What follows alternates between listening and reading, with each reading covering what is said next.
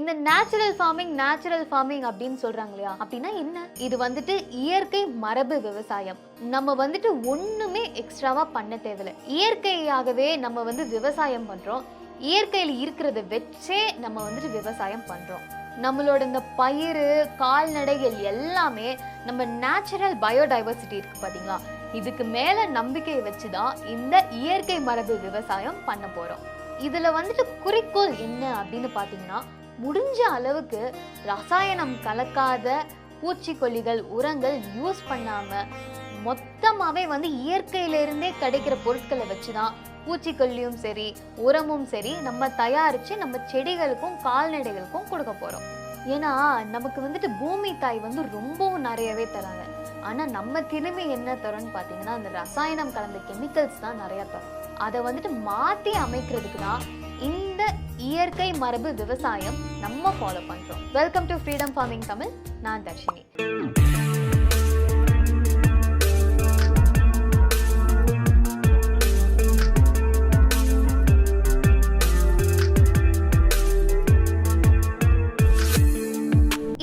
விவசாயத்துல இந்த நிலம் உழுதல் வந்துட்டு சுத்தமா இல்லைங்க. ஏன்னு கேட்டீங்கன்னா, அப்போதான் வந்துட்டு மண்ணோட இந்த ஸ்ட்ரக்சர் இருக்கு பாத்தீங்களா, அது அப்படியே மெயின்டைன் ஆகும்.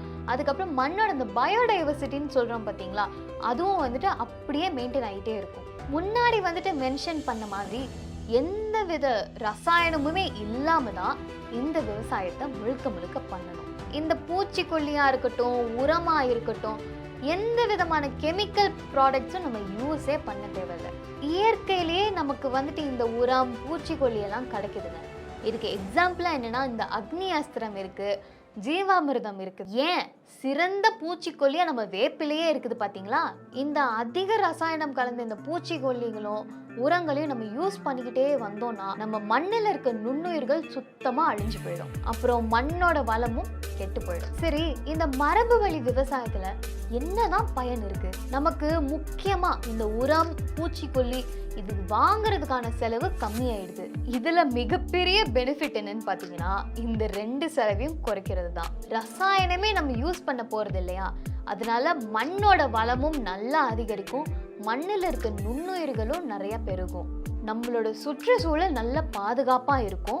அது மட்டும் இல்லாம நம்ம வளர்க்குற இந்த பழம் காய் அது எல்லாமே வந்துட்டு கெமிக்கலே இல்லாம சுத்தமா இருக்கும், ரொம்பவும் ஆரோக்கியமா வேற இருக்குங்க. இப்போ இந்த நேச்சுரல் ஃபார்மிங்ல என்ன பின்தொடர்றாங்க, கவர் கிராப்பிங் ஒன்று பண்றாங்க.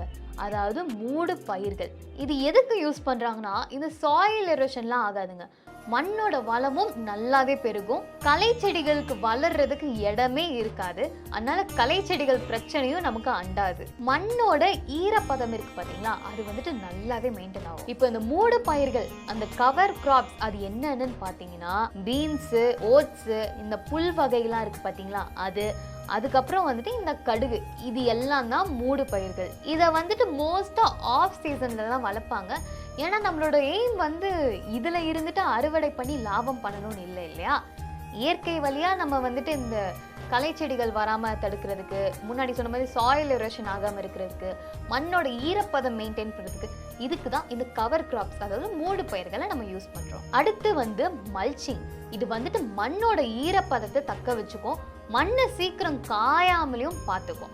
மண்ணில் நீங்கள் சப்போஸ் நிறைய தண்ணி ஊற்றிட்டீங்கன்னு வைங்களேன், அதாவது இந்த வைக்கோல் காஞ்ச இலை அப்புறம் அந்த மரத்தூள்கள் இதெல்லாம் போட்டோன்னு வைங்களேன், எக்ஸ்ட்ராவாக இருக்க தண்ணி அதெல்லாம் உறிஞ்சு எடுத்துரும். அடுத்தது இன்டகிரேட்டட் ஃபார்மிங். அதாவது ஒரு பக்கம் வந்து நம்ம பயிர் வைப்போம், இன்னொரு பக்கம் வந்து கால்நடைகள் வைப்போம். இது ஃபாலோ பண்ணுறதுனால இயற்கையாகவே ஒரு பேலன்ஸ் இருக்கு இல்லையா. இந்த நம்ம கால்நடைகளுக்கு ஒரு சில பயிர்கள் உணவாகும், நம்ம பயிர்களுக்கு இந்த கால்நடைகளோட வேஸ்ட் எல்லாம் இருக்குது பாத்தீங்களா, அது வந்து சிறந்த உரமாகவும் மாறும். நம்ம எப்பவுமே விதைக்கிறதுக்கு முன்னாடி நம்ம விதைகள் எல்லாம் ட்ரீட் பண்ணுவோம் இல்லையா, ஏன்னா விதைகளுக்கு நோய் தாக்கம் வரக்கூடாது, ஜெர்மினேஷன் ரேட் ரொம்ப சக்சஸ்ஃபுல்லா இருக்கணும்னு பண்ணுவோம் இல்லையா. அது வந்துட்டு இந்த இயற்கை வழி விவசாயத்துல எப்படி பண்றாங்கன்னா இப்போ நம்ம பார்க்க போறோம். இப்போ வந்து சிறந்த பூச்சிக்கொல்லி இயற்கை வழி விவசாயத்துல பாத்தீங்கன்னா அக்னி அஸ்திரம். இந்த அக்னி அஸ்திரத்தை நம்ம எப்படி பண்ணலாம்? இது வந்துட்டு பண்றது ரொம்பவும் சுலபம். அப்புறம் இயற்கை வழியாவே கிடைக்குது.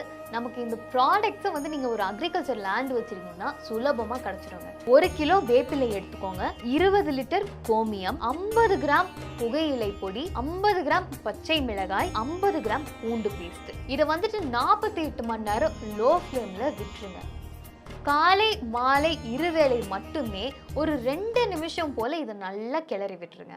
இந்த சொல்யூஷனை இப்போ 200 லிட்டர் தண்ணிக்கு 6 லிட்டரோட கணக்கில் ஊற்றி நம்ம செடிகள் மேலே மண்ணு மேலே ஸ்ப்ரே பண்ணோன்னு வைங்களேன், பூச்சிகள் அண்டவே அண்டாது. அப்புறம் வந்துட்டு சிறந்த உரமானது ஜீவாமிர்தம்னு சொல்கிறாங்கங்க.